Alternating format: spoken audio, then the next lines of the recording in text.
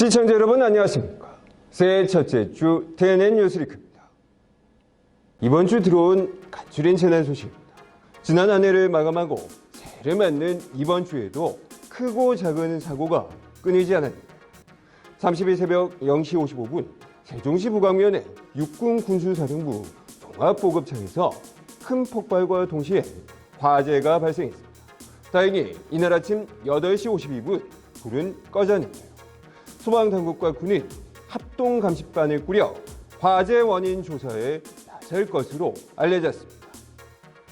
그날 밤 10시 34분에는 경기도 화성시 정단면의 금형 공장에서 화재가 발생했는데 공장 내 146제곱미터와 컨테이너 2동을 태우는 등 모두 1억 3,700여만 원의 재산 피해를 내고 2시간 20분 만에 꺼졌습니다. 31일 새벽 0시 40분 충북 금성군 대소면의 접착 테이프 공장에서도 불이 났습니다.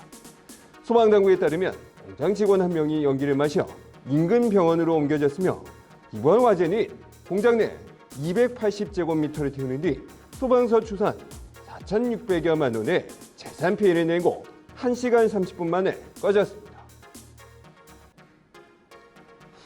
ASF 감염 멧돼지 폐사체가 다시 발견되고 있습니다. 1일 환경부에 따르면 지난달 30일 파주시 군내면에서 발견된 멧돼지 폐사체가 전국 기준 56번째 ASF 양성으로 확진됐습니다.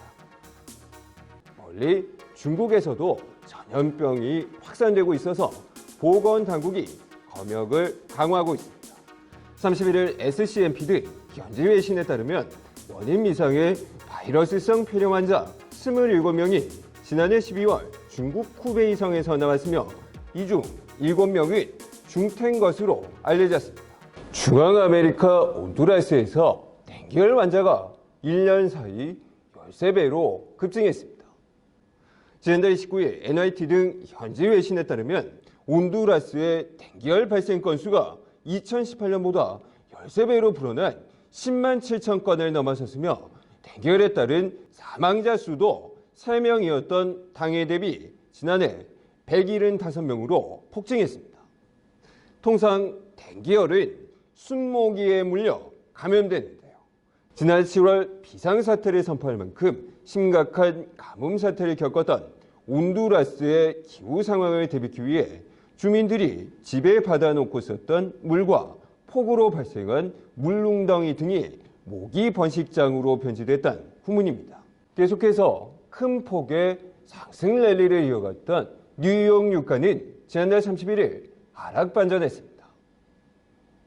이날 뉴욕 상업거래소에서 거래되던 2월물 서부 텍사스산 원유 가격은 배럴당 1.0%인 0.62달러 떨어진 62.06달러에 장을 마쳤습니다.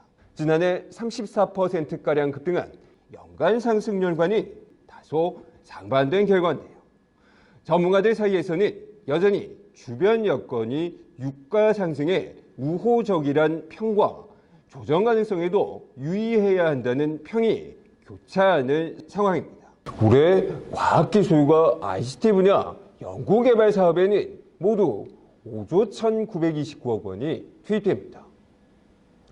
과기부가 지난 1일 발표한 2020년도 과학기술 ICT 분야 R&D 사업 종합시행계획에 따르면 올해 과학기술 분야 R&D 사업 예산에는 전년도에 약 20.8%인 7,160억 원 늘어난 4조 1,524억 원이 ICT 분야 R&D 사업 예산에는 작년 예산의 약 12.4%에 해당하는 1,154억 원 증가한 1조 405억 원이 각각 배정됐습니다.